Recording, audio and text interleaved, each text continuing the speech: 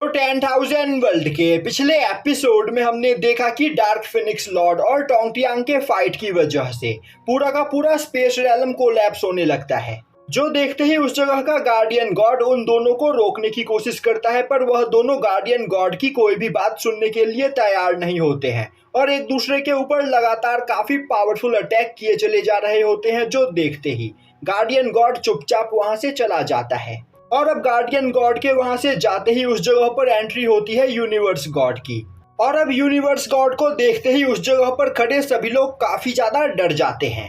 और अब वहां से वाटर डीमन और स्कल डीमन सबसे पहले अपनी जान बचाकर भागने लगते हैं, जो देखते ही मंकी किंग चिल्लाते हुए वाटर डीमन से बोलता है, अगर आइंदा तुमने लीन फैंग के आसपास भी आने की कोशिश की तो मैं तुम्हारे पूरे फैमिली को डिस्ट्रॉय कर दूंगा। और अब यह बोलते हुए मंकी किंग भी वहां से चला जाता है। अब मंकी किंग के वहां से जाते ही डार्क फिनिक्स लॉर्ड बोलता है, टोंगटियांग हमें इस बार अपनी फाइट को यहाँ पर रोकना होगा, पर तुम्हें उदास होने की कोई जरूरत नहीं, मैं जल्द ही तुम्हें ढूंढते हुए वापस लौटूंगा, जिसके बाद तुम्हें मेरे हाथों से कोई नहीं बचा पाएगा। टोंगटियांग बोलता है, तुम जब चाहो तब मुझसे फाइट करने के लिए आ सकते हो, मुझे तुम्हारा इंतजार रहेगा। और अब टोंगटियांग और डार्क फिनिक्स लॉर्ड भी वहां से चले जाते हैं। तभी यूनिवर्स गॉड चिल्लाते हुए बोलता है, अगर आज के बाद तुमने कभी भी मेरे इस यूनिवर्स के किसी भी कोने में आपस में फाइट करने की हिम्मत की तो मैं तुम में से किसी को भी जिंदा नहीं छोड़ूंगा। अब सीन शिफ्ट होता है और हमें दिखाया जाता है कि मंकी किंग सुन साओ और लीन फैंग के डेमोनिक क्लोन बॉडी के साथ उस जगह पर आता है जिस जगह पर लीन फैंग की रियल बॉडी क्विन यिंग के साथ कैद होती है। और अब मंकी किंग एक अटैक करते हुए फॉर्मेशन स्क्रोल को डिस्ट्रॉय कर देता है, जिससे लीन फैंग और क्विन यिंग वहां पर आजाद हो जाते हैं। वहीं पर क्विन यिंग काफी ज्यादा डर चुकी होती है, क्योंकि वह काफी लंबे समय से उस फॉर्मेशन स्क्रोल को डिस्ट्रॉय करने की कोशिश कर रही होती है, पर अपनी पूरी पावर का यूज करने के बावजूद लीन फैंग और वह एक साथ मिलकर उस फॉर्मेशन को डिस्ट्रॉय नहीं कर पाते हैं। अब लीन फैंग उसे शांत करते हुए बोलता है, तुम्हें परेशान होने की कोई जरूरत नहीं, अब यहाँ पर सब कुछ ठीक है। तभी मंकी किंग वह फॉर्मेशन स्क्रोल लीन फैंग को देते हुए बोलता है, तुम इस फॉर्मेशन स्क्रोल को रिफाइन कर सकते हो, जिससे तुम्हारी फॉर्मेशन नॉलेज काफी ज्यादा बढ़ जाएगी। तभी लीन फैंग मंकी किंग को वहां पर उसकी मदद करने के लिए थैंक्स करता है। अब साउटियान उड़ते हुए मंकी किंग के पास आता है और बोलता है, ग्रेट सेज आप सच में अमेजिंग हो, इसीलिए मैं आपको इतना ज्यादा एडमायर करता हूँ। अब अपनी तारीफ सुनते ही मंकी किंग काफी ज्यादा खुश हो जाता है और बोलता है, साउटियान तुम सच में काफी अच्छी बातें करते हो, तुम भी मुझे बहुत ही ज्यादा पसंद हो। तभी लीन फैंग मंकी किंग से अपने फादर के बारे में पूछता है। अब मंकी किंग बोलता है, सुप्रीम गॉड एम्परर जुन एम्परर डोंगजी को किसी दूसरे यूनिवर्स में लेकर जा चुका है, इस वजह से उन दोनों को ट्रैक कर पाना बहुत ही ज्यादा मुश्किल है, पर तुम्हें यहाँ पर परेशान होने की कोई जरूरत नहीं, क्योंकि तुम्हारे फादर भी सुप्रीम गॉड एम्परर रेलम पर पहुंच चुके हैं, तो वह बिल्कुल ठीक होंगे। और अगर एम्परर जुन ने तुम्हारे फादर को किसी फॉर्मेशन सील के अंदर कैद कर दिया होगा तो उन्हें उस फॉर्मेशन सील से आजाद होने में थोड़ा टाइम लग सकता है, पर मेरे ख्याल से वह जल्द ही वापस लौटेंगे। अब यह सुनते ही साउटियान वहां पर परेशान हो जाता है और बोलने लगता है, अगर एम्परर डोंगजी को सच में एम्परर जुन ने कैद कर दिया है तो यहाँ पर हमारे लिए काफी बड़ी प्रॉब्लम क्रिएट हो सकती है, और वह सभी डीमंस दोबारा से मास्टर लीन फैंग के ऊपर अटैक करने की कोशिश करेंगे। यह सुनते ही मंकी किंग लीन फैंग के पास आते हुए बोलता है, बच्चे तुम हमेशा अपने फादर के भरोसे नहीं बैठे रह सकते हो, तुम्हें यहाँ पर अपनी पावर को बढ़ाना होगा और जल्द से जल्द यहाँ पर और भी ज्यादा पावरफुल बनना होगा। हम सभी पैरामॉर्डियल वर्ल्ड के इमॉर्टल्स यहाँ पर तुम्हें सपोर्ट करने के लिए तैयार हैं। यह सुनते ही लीन फैंग बोलता है, सीनियर मैं यहाँ पर अपनी पूरी मेहनत करूंगा और जल्द से जल्द अपनी पावर को यहाँ पर बढ़ाऊंगा। तभी मंकी किंग हंसते हुए बोलता है, अभी तो यहाँ पर हमें नीदरसी पैलेस को भी डिस्ट्रॉय करना है, तो फिर क्यों ना तुम नीदरसी पैलेस को डिस्ट्रॉय करने का मौका मुझे दो, मुझे चीजें डिस्ट्रॉय करना बहुत ही ज्यादा पसंद है। अब हमें दिखाया जाता है कि लीन फैंग मंकी किंग के साथ नीदरसी पैलेस के सामने आता है। तभी मंकी किंग अपने गोल्डन रॉड को बाहर निकालते हुए नीदरसी पैलेस के ऊपर उससे काफी पावरफुल अटैक करता है, और अब वो अपने एक ही अटैक में पूरे के पूरे नीदरसी पैलेस को डिस्ट्रॉय कर देता है, जो देखते ही नीदरसी पैलेस के सभी कल्टीवेटर्स मंकी किंग के सामने सरेंडर कर देते हैं।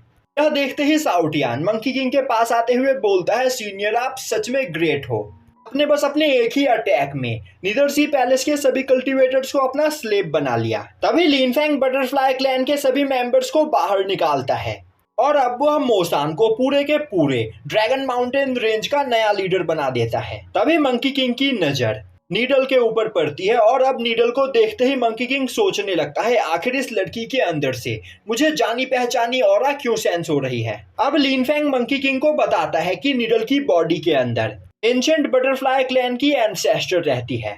जो सुनते ही मंकी किंग काफी ज्यादा खुश होता है क्योंकि बटरफ्लाई क्लैन की एंसेस्टर उसकी पुरानी दोस्त है। और अब वह नीडल के पास आते हुए बोलता है, बच्ची क्या तुम यहाँ पर मेरा डिसाइपल बनना स्वीकार करोगी? अगर तुम चाहो तो मैं तुम्हें यहाँ पर पर्सनली ट्रेन कर सकता हूँ जिससे तुम जल्द ही काफी ज्यादा पावरफुल बन सकती हो। अब यह सुनते ही मोसान के होश उड़ जाते हैं। अभी लिन फेंग नीडल के पास आते हुए बोलता है, तुम्हें डरने की कोई जरूरत नहीं, मंकी किंग मेरे अच्छे दोस्त हैं और यह यहाँ पर तुम्हें ट्रेन करना चाहते हैं और मंकी किंग की डिसाइपल बनने के बाद तुम जल्द ही काफी ज्यादा पावरफुल बन जाओगी। यह सुनते ही नीडल बोलती है, ब्रदर लिन फेंग मुझे मंकी किंग का ऑफर मंजूर है। दूसरी ओर मोसान अपने दोनों हाथ जोड़ते हुए वहां पर मंकी किंग को थैंक्स करने लगता है।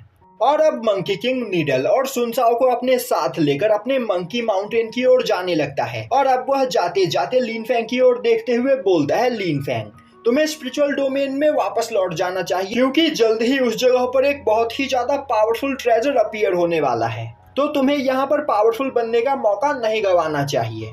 और अब यह बोलते हुए मंकी किंग वहां से चला जाता है। अब मंकी किंग के वहां से जाने के बाद लिन फेंग मोसान को ड्रैगन माउंटेन रेंज की सभी जिम्मेदारियां सौंप कर क्वीन यिंग के साथ वापस से अपने स्पिरिचुअल डोमेन में लौट आता है। अब स्पिरिचुअल डोमेन में आते ही लिन फेंग क्वीन यिंग से बोलता है कि आखिर क्वीन यिंग का आगे यहाँ पर क्या प्लान है। क्वीन यिंग बोलती है वह इस जगह पर अपीयर होने वाले ट्रेजर्स को यहाँ पर हासिल करना चाहती है और उन सभी ट्रेजर्स को रिफाइन करने के बाद वह डिवाइन वर्ल्ड में एंटर करने की कोशिश करेगी। यह सुनते ही लिन फेंग बोलता है, मेरा भी यही प्लान है।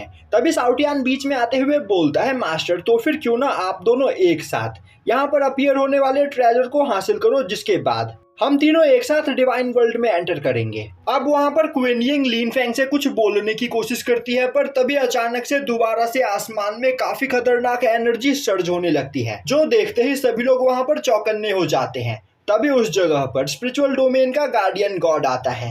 अब स्पिरिचुअल डोमेन के गार्डियन गॉड को देखते ही साउटियान गुस्से में चिल्लाते हुए बोलने लगता है, तुमने तो यहाँ पर मेरी हालत खराब कर दी थी, आखिर इस तरह एंट्री करने की तुम्हें क्या जरूरत थी? मुझे लगा कि दोबारा से कोई डीमन हम पर अटैक करने के लिए आ रहा है।